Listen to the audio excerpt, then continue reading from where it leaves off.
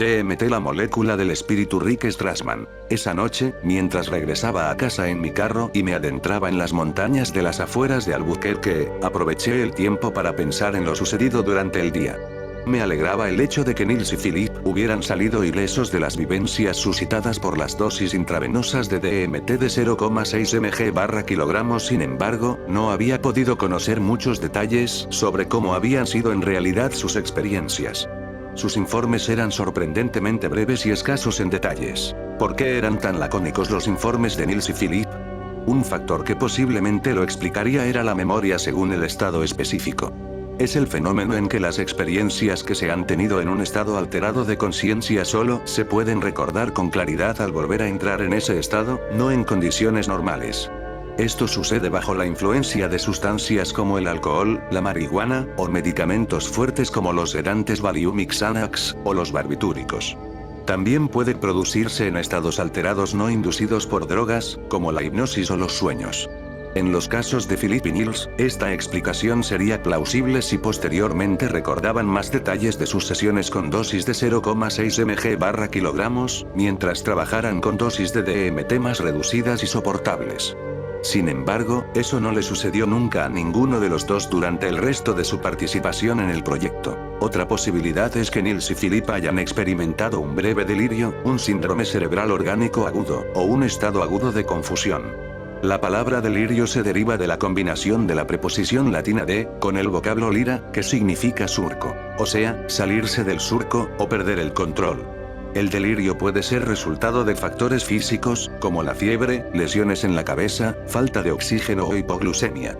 Además, una experiencia psicológica profundamente traumática puede producir un estado de delirio, como sucede con los sobrevivientes de grandes traumas o desastres. No sabía bien en qué medida el trauma psicológico contribuyó a la confusión de Nils y Philip, y a su incapacidad de recordar gran parte de sus sesiones con DMT. ¿Hasta qué punto se trataba de una reacción psicológica a los efectos de la droga, en lugar de ser directamente consecuencia de esta? Es decir, si al subir una escalera uno presencia una escena extremadamente chocante, esto le puede producir un estado de delirio o confusión, pero la causa no es la propia escalera, sino la escena que se vio. Lo que Nils y Philip percibieron era tan estrambótico, tan incomprensible, tan completamente aberrante que sus psiquis simplemente se desconectaron para que no tuvieran que apreciar con claridad lo que tenían delante. De haber sido así, tal vez era mejor olvidar. Sea como sea, trátese de una sobredosis de droga o de demasiada experiencia, el efecto de una dosis intravenosa de DMT de 0,6 mg/kg sobre estos dos avesados veteranos en el uso de sustancias psicodélicas podría resumirse en una palabra: excesivo. Como dijo Philip posteriormente, era como un soplete cósmico, una tempestad de colores, algo descabellado, como si una fuerza me hubiera lanzado por la borda en medio de una tormenta y estuviera flotando a lo loco, de un lado a otro, como un corcho. Volví a llamar a Dave Nichols para hablar de las dosis de DMT. ¿Cómo debía ser una dosis elevada más baja? Si la dejábamos en 0,5 mg/kg, equivaldría a reducirla apenas en una sexta parte, mientras que una dosis de 0,4 mg/kg sería exactamente un tercio menos. Nos debatimos entre ambas opciones. Aunque yo deseaba asegurarme de que la dosis elevada produjera todo el efecto, no quería traumatizar psicológicamente a los voluntarios. Sentía que actuaba de un modo algo improvisado después de lo sucedido aquel día con Philip y Nils. Ante todo, no hacer daño es el principio básico de la medicina en general y, sobre todo, de las investigaciones con sujetos humanos. No podíamos conformar un grupo de voluntarios que luego quedara con daños psíquicos. Mantuvimos en primer plano en nuestros debates los efectos de las sesiones de Philip y Nils con dosis de 0,6 mg/kg y decidimos que 0,4 mg/kg fuera la dosis máxima de DMT para el estudio. Hacer investigaciones con DMT, para conversar sobre los problemas relacionados con las dosis. El Dr. Esara había descubierto los efectos psicodélicos de la DMT cuando él mismo se inyectó esta sustancia en su laboratorio de Budapest, Hungría, a mediados de los años 50. En las primeras fases de las investigaciones sobre sustancias psicodélicas con sujetos humanos, era común que los propios investigadores fueran los primeros. En la actualidad, el Dr. Esara está a punto de terminar una larga y distinguida carrera profesional en el Instituto Nacional sobre el Abuso de Drogas de Estados Unidos, en Washington, D.C. Le pregunté, ¿Alguna vez administró a sus voluntarios una cantidad excesiva de DMT? El doctor Esara lo pensó por un momento y luego respondió con su refinado acento de Europa Oriental. Sí. No podían recordar nada. Carecían por completo de recuerdos de la experiencia. Lo único que les quedaba era la sensación de que había sucedido algo aterrador. Nos pareció que no valía la pena administrar tales dosis. Resulta fascinante que muchos de los temas que aflorarían durante los 5 años siguientes asomaron aquella mañana de diciembre cuando administré sendas dosis de DMT intravenosa de 0,6 mg/kg a Philip Nils. Oímos hablar de las experiencias espirituales y cercanas a la muerte y el contacto con otros seres en los reinos de la DMT. Sentí que había un conflicto entre mis prioridades en lo que se refería a la amistad y los objetivos de la investigación. Se echaron a ver rápidamente las desventajas del entorno hospitalario y del modelo médico. La necesidad de administrar dosis completas de sustancias psicodélicas ya tenía como contrapeso el conocimiento de su potencial de producir reacciones negativas. En el proyecto recibimos ayuda, en distintas formas, de una amplia y dispersa red de colegas y funcionarios. De una manera u otra, todos estuvieron presentes en las sesiones de Philip Nils con dosis de 0,6 mg/kg. Concentrémonos ahora en los antecedentes de esta investigación, lo mucho que ya sabemos sobre las drogas psicodélicas, y la manera en que la ciencia y la sociedad han utilizado esa información. Entonces podremos empezar a comprender el singular papel que desempeña la DMT en nuestros organismos y las increíbles funciones que puede tener en nuestras vidas. Primera parte. Los componentes esenciales. 1. Las drogas psicodélicas. Ciencia y sociedad. La tradición del uso por los humanos de plantas, hongos y animales por sus efectos psicodélicos es mucho más antigua que la historia conocida, y es probable que sea anterior a la aparición de la especie humana moderna. Ronald Siegel y Terence McKenna, por ejemplo, sugieren que nuestros antepasados simiescos imitaron a otros animales que también ingerían algo que les causaba un comportamiento inusitado. Así fue como descubrieron las primeras sustancias psicoactivas. Cada vez se revelan más pruebas concretas de que muchas culturas antiguas empleaban drogas psicodélicas debido a sus efectos sobre la conciencia.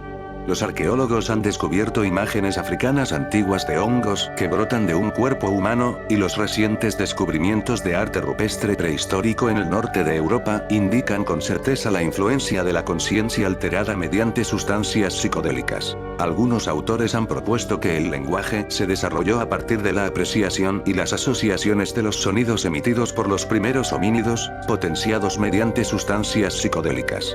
Otros sugieren que los estados psicodélicos fueron la primera forma en que los seres humanos cobraron conciencia de la experiencia religiosa. Las visiones, los estados de éxtasis y los vuelos de la imaginación que se producen gracias a las drogas psicodélicas, otorgaron a estas sustancias un papel importante en muchas culturas antiguas. Tras cientos de años de investigaciones antropológicas, ha quedado demostrado que estas sociedades se valían de las drogas psicodélicas para mantener la solidaridad social, ayudar en la curación e inspirar la creatividad artística y espiritual. Los pueblos aborígenes del Nuevo Mundo hicieron y siguen haciendo uso de una amplia gama de plantas y hongos psicoactivos.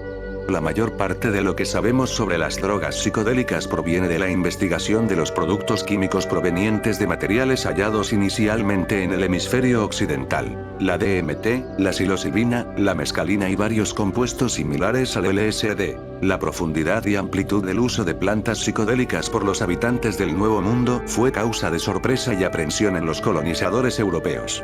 Su reacción puede haber estado marcada por la relativa falta de plantas y hongos psicodélicos en Europa. También ejercía una influencia importante la asociación de las sustancias psicoactivas con la brujería. La Iglesia logró escamotear la información sobre el uso de estos materiales, tanto en el Viejo Mundo como en el Nuevo Mundo, y persiguió a los portadores y practicantes de esa sabiduría. Hace solo 50 años hemos tenido noticia de que el uso de hongos mágicos por parte de los indígenas mexicanos no desapareció del todo en el siglo XVI. En Europa hubo poco interés o acceso a las plantas o drogas psicodélicas hasta finales del siglo XIX. Algunos autores han narrado sus propias reacciones psicodélicas con el uso de opio o hachís, pero la cantidad requerida para obtener efectos verdaderamente psicodélicos resultaba difícil de consumir, excesiva o peligrosa. Dicha situación comenzó a cambiar luego del descubrimiento de mescalina en el peyote, un cactus del Nuevo Mundo. En la década de 1890, químicos alemanes aislaron la mescalina del peyote. Entre los que exploraron sus efectos, los que tenían una mayor capacidad de expresión literaria aclamaron su capacidad de abrir las puertas a un paraíso artificial. Sin embargo, el interés médico y psiquiátrico en la mescalina fue sorprendentemente limitado y, hacia finales de los años 30, los investigadores habían publicado un número mínimo de trabajos científicos. La desagradable reacción de náuseas y vómitos que se produce a menudo con el uso de la mescalina puede haber influido en esa falta de interés. Otro motivo de tan escasa inclinación hacia esta sustancia pudo haber sido que no existía un contexto científico o médico para comprender sus efectos. El psicoanálisis freudiano era la fuerza dominante en la psiquiatría de esa época. Aunque Freud se sentía muy atraído a ciertas drogas psicoactivas como la cocaína y el tabaco, sus discípulos no siempre compartían su entusiasmo. Además, Freud desconfiaba de la religión y creía que la experiencia espiritual o religiosa era un mecanismo de defensa contra los miedos y deseos infantiles. Es probable que tal actitud desalentara la investigación sobre la mescalina, con sus visos de espiritualidad de aborígenes norteamericanos. Fue entonces que el LSD hizo su revolucionaria entrada. En 1938, el químico suizo Albert Hofmann estaba trabajando con el cornezuelo, un hongo del centeno, en la división de productos naturales de los laboratorios Sandoz, que ya era una empresa farmacéutica importante. Esperaba poder encontrar un medicamento que ayudara a controlar la hemorragia uterina después del parto. Uno de estos compuestos a base del cornezuelo del centeno era el LSD-25, o dietilamida de ácido lisérgico. Los efectos en el útero de los animales de laboratorio fueron mínimos, por lo que Hofmann abandonó temporalmente el proyecto. 5 años después, un curioso presentimiento lo llevó a volver a examinar el LSD y descubrió accidentalmente sus poderosas propiedades psicodélicas. Lo más sorprendente del LSD era que producía efectos psicodélicos con dosis de millonésimas de 1 gramo, lo que significaba que tenía más de 1000 veces la potencia de la mescalina. De hecho, el propio Hofmann casi llegó a administrarse una sobredosis, al considerar que era una cantidad demasiado baja para que pudiera tener efectos psicoactivos. 1/4 de miligramo. Hofmann y sus colegas suizos se aprestaron a publicar los resultados a principios de los años 40. Debido al estado mental profundamente alterado que producía el LSD y el contexto tradicional de la psiquiatría en que exploraban los investigadores, los demás científicos decidieron exagerar sus propiedades psicotomiméticas. Los años posteriores a la Segunda Guerra Mundial fueron apasionantes para la psiquiatría. Además del LSD, los científicos descubrieron las propiedades antipsicóticas de la cloropromazina, o toracina. Esta sustancia hizo posible que muchos pacientes con enfermedades mentales graves mejoraran lo suficiente como para salir de los manicomios en cantidades sin precedentes. Este y otros medicamentos antipsicóticos permitieron a los médicos avanzar en el tratamiento de algunas de las enfermedades más incapacitantes. En esos años surgió la especialidad moderna de la psiquiatría biológica. Esta disciplina, que estudia la relación entre la mente humana y el comportamiento químico del cerebro, nació de la unión de 2 extraños amantes, el LSD y la toracina. Y la serotonina fue la intermediaria. En 1948, los investigadores descubrieron que la serotonina, transportada por el torrente sanguíneo, provoca la contracción de los músculos que recubren venas y arterias. Ello fue de vital importancia para llegar a saber cómo controlar las hemorragias. El término serotonina proviene del vocablo latino sero, sangre, y la raíz griega tonos, tensión. Tiempo después, a mediados de los años 50, los investigadores hallaron serotonina en el cerebro de animales de laboratorio. Gracias a otros experimentos se reveló su localización exacta y sus efectos en las funciones eléctricas y químicas de las células nerviosas individuales.